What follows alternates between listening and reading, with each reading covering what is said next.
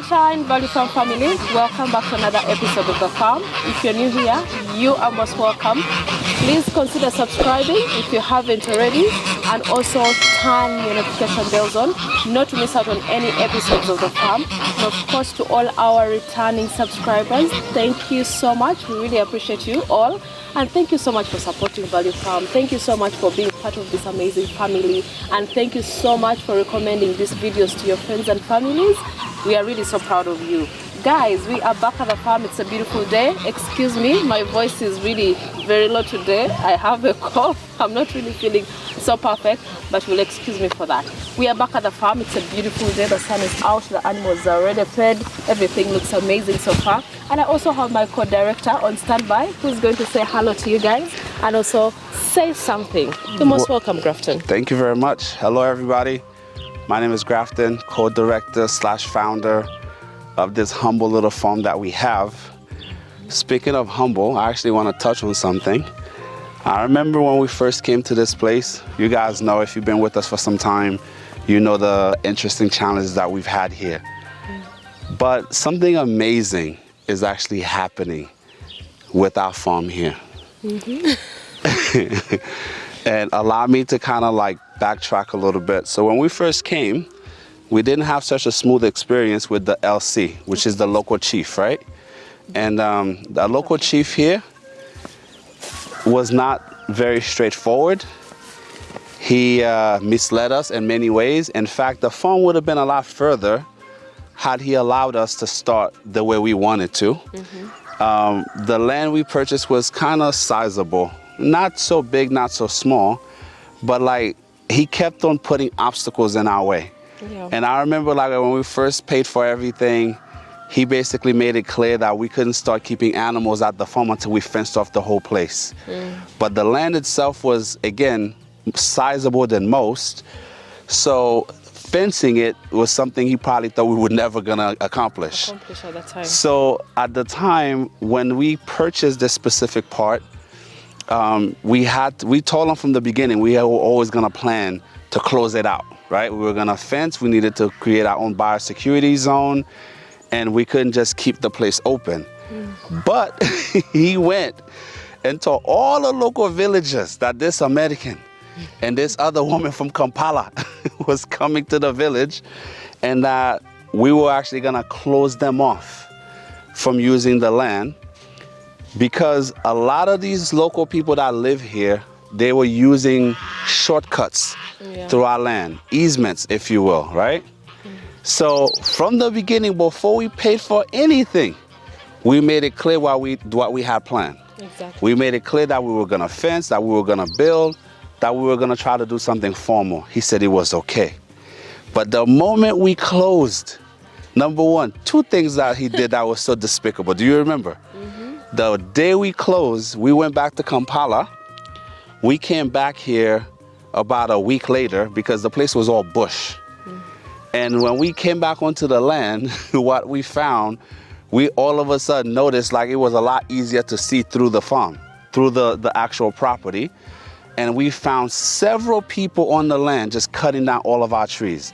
That's something people here do. I don't know where you are. We're currently in Uganda, in East Africa. But this is like a really bad habit a lot of sellers have.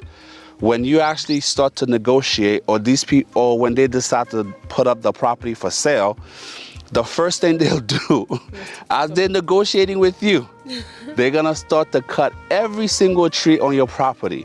And of course, you guys know you need trees, you need the ground cover, you need place for shade, especially if you're gonna keep livestock, right? So that's something that the local chairman did illegally. You know, like he literally just decided he was gonna make charcoal using our trees on our land, which was a horrible way to start. So going back to that whole experience, right? When we started to fence off the land, the level of pushback, the level of venom we got from the community, because he misled not only us, but he misled those people. Because as he said it was okay for us to fence off the land since we were gonna buy the place, he also told the community while the place was being sold that all the footpaths were going to remain open. Yeah. So when we started the actual work of closing off those footpaths, the level of hate, disdain, the way people got so angry with us, the way they just didn't want us around, and that level of anger persisted for more than 2 years because of his deceit. Why are we telling you guys this? Well, my partner here and I had made the decision, even when our neighbors were not so thrilled with us, and when we were not so thrilled with them, we still decided to be kind. We still decided that the people who actually cooperated with us, the people who welcomed us into the community, that we were gonna show that open hand, velvet glove approach, right? Actually, some of them really, of course, the chairman, as you say, after closing off those trespassers. Hey!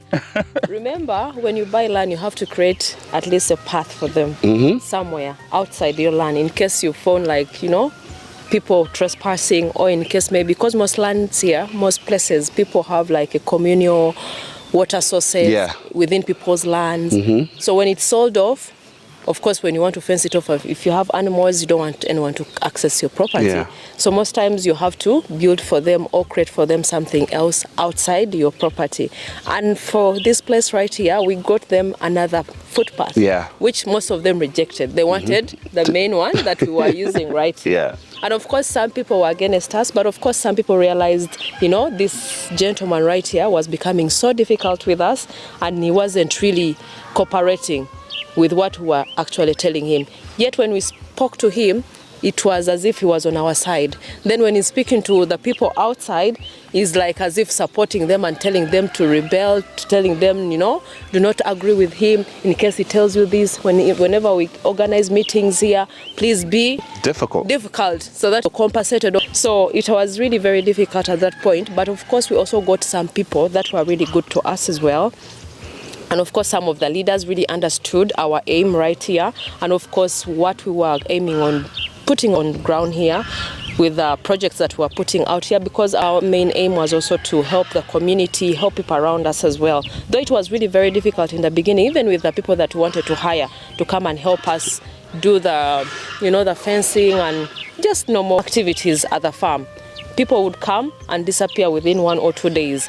And of course, they would be demanding lots of money. Some of them would just come and monitor the progress of whatever is happening here, then they disappear. It was really very, very difficult till we decided now hiring people a little further from the farm. So these are some of the unique challenges as when you're an outsider. And it's not just because you might not be a Ugandan or Kenyan or whatever.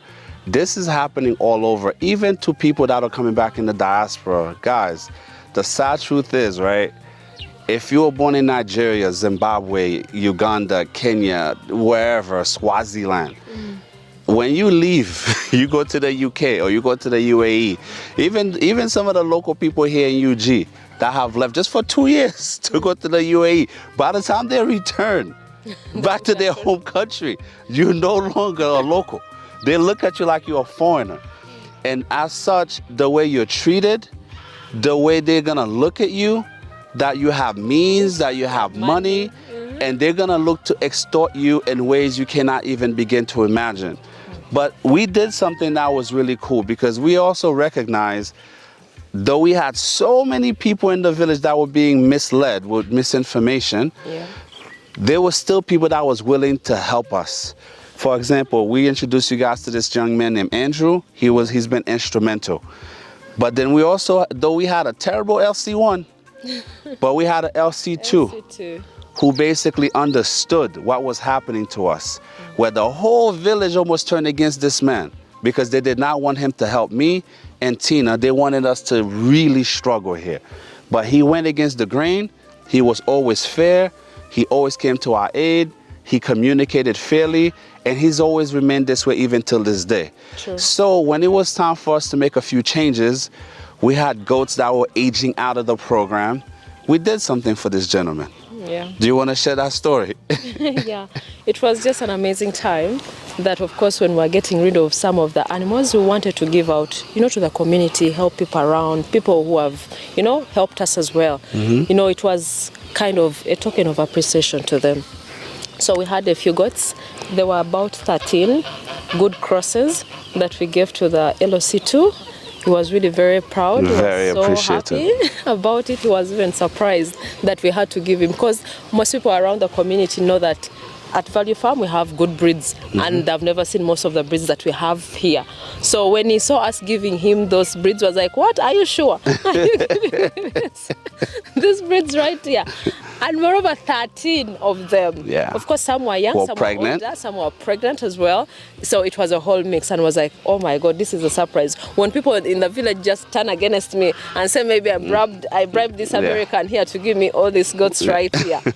Then we were like, "Oh no, you just take them, breed them, so that you can do something for your family. We also appreciate you for what you have done for us, being there for us, communicating with the village people, telling them what is actually happening and what our motive is right here." And you know what happened? After a few years, of course, we kept on checking on him as well, how he's taking care of these goats right here, and they really multiplied. And afterwards, he also had to buy a cow from just selling some of the goats. Some of them he slaughtered, because it was like, sometimes I was really so broke, I had to slaughter. I had to take to the nearby butcher to get at least something for salt and sugar and soap here. But majority of them, he sold them. Then he bought himself a cow. And of course, the cow is now already breeding, which is really very beneficial to him. He's so proud, he's so grateful for that. And he always tells us that he can't leave Value Farm. He's always been there. He's been there for us. And the reason, I remember, when we made the decision to actually gift them those goats, right? Again, these were very valuable breeds. Very. But then when I look back, and I realized some of the battles this man stood his ground to help us. I'll give you guys a side story. I'll keep it short, right? That fake LC1 who was sabotaging us. In fact, that man, we had to bring in a surveyor 4 separate times, because that same LC1 who actually showed us our boundaries, and he was so perfect before we purchased. Yeah. This man literally know where every blade of grass is on everybody's land in the village. It's amazing. If you're like, "Oh, show me this person's land," he knows where every brick, every stone is buried. Even if you don't see it, he knows where it is. But the moment we bought the land, all of a sudden, what we paid for, we were shorted. Luckily, your boy here from New York, street smart, right? I was like, you know what? This guy is not honest. So right before we actually signed the final deal, let's bring our surveyor back to reconfirm the boundaries. Guess what? We were 4 acres short. So he literally moved the actual boundaries on us. So if we did not double check the boundaries before we officially paid and closed the deal, we would have paid for a certain amount of acres and we would have been 4 acres short. And he also allowed people to encroach onto our land. And it was so funny because every time we came to visit the place, we noticed how one particular neighbor was just burning the bush, and he kept on coming closer and closer. And we pointed that out to him. Yeah, exactly. They're like, "So why is this guy all the way? Isn't this our boundary?" He's like, "Oh, no. He's just burning the grass so that they can come back better, so he can graze his animals." Come to find out, that guy had no animals. But he knew what was happening, and he was working with the local people. And when we actually put the fence, imagine putting fence line for 10 acres.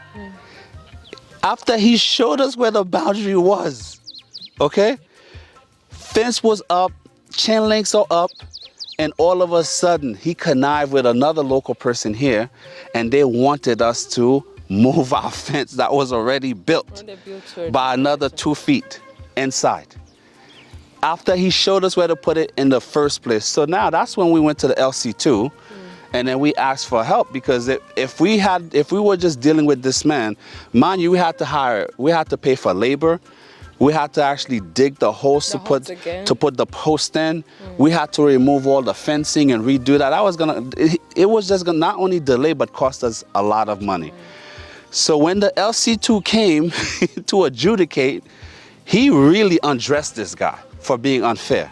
You understand?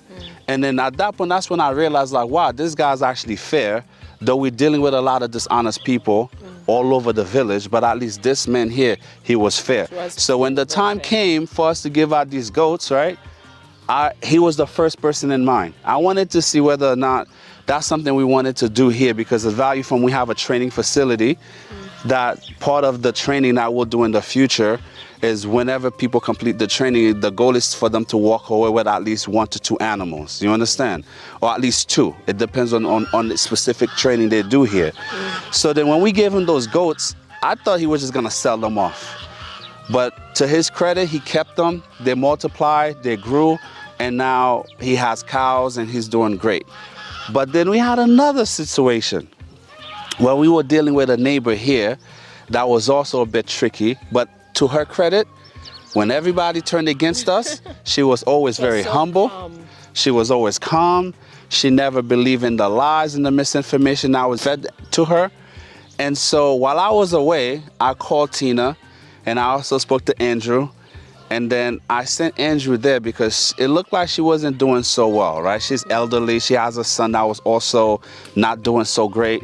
So then I asked Andrew, hey, can you find out what she's doing to sustain herself? Yes, she has coffee. She has a few things, like she was selling pancakes here and there, you know, but nothing that can actually have a real impact, just enough to keep your head above water. So when I sent Andrew to investigate the financial situation, and he told me things were bad, he came back and said, things are bad, bro. I said, explain. He said, they're really struggling. What they do, they can only harvest the coffee once a year.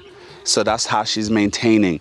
And the amount of coffee she was selling was probably for like $100, $120, you know, very little every 6 months or so.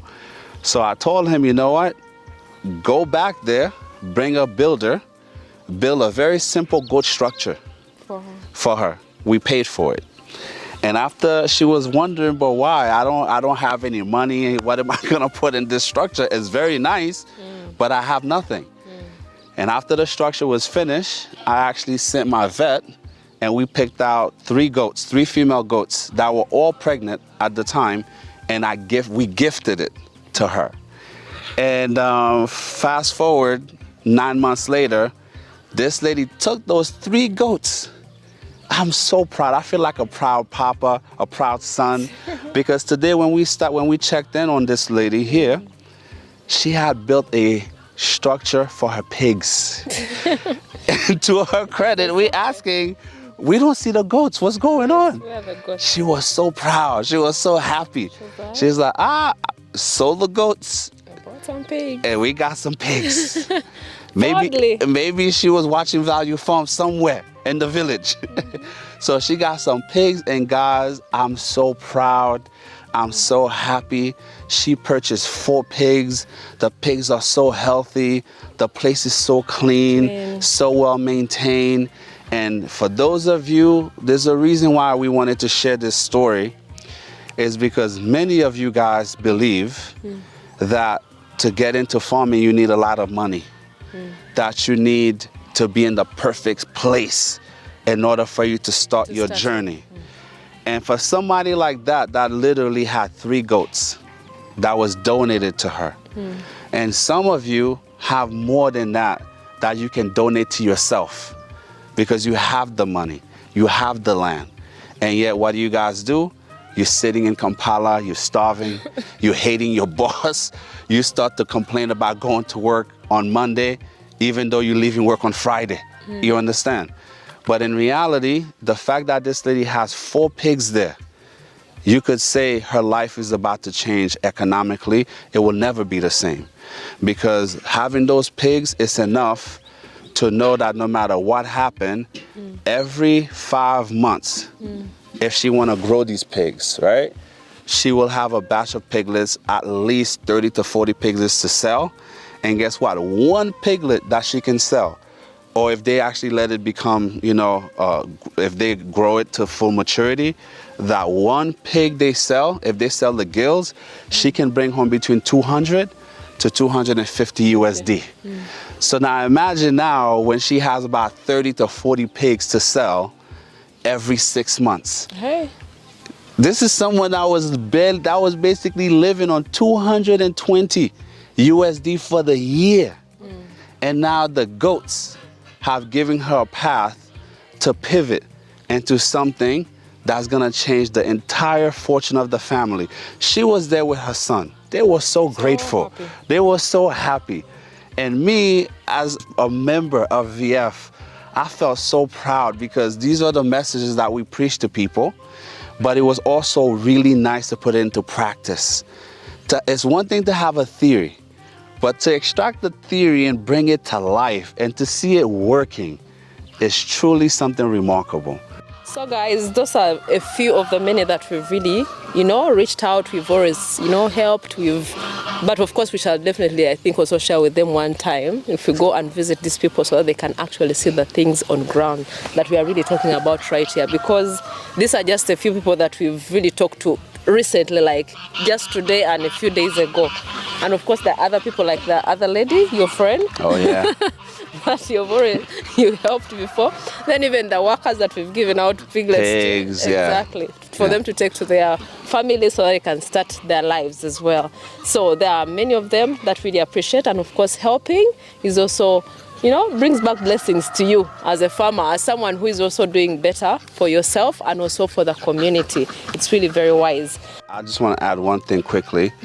When you move into a new area, guys, especially when you're starting this new venture, even if you're a local person, remember when you're coming from Kampala, you're going into the village, you're seen as a stranger.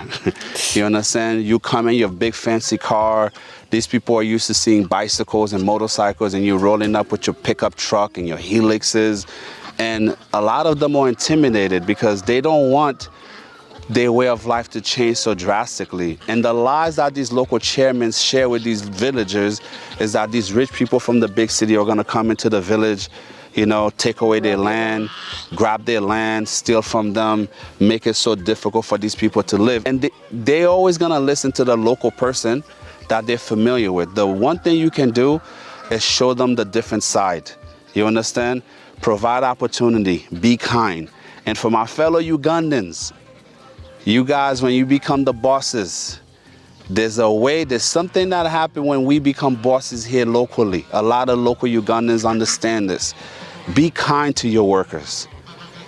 You don't have to speak to a grown man as if he's 2 years old. Same thing to the ladies working at your facilities.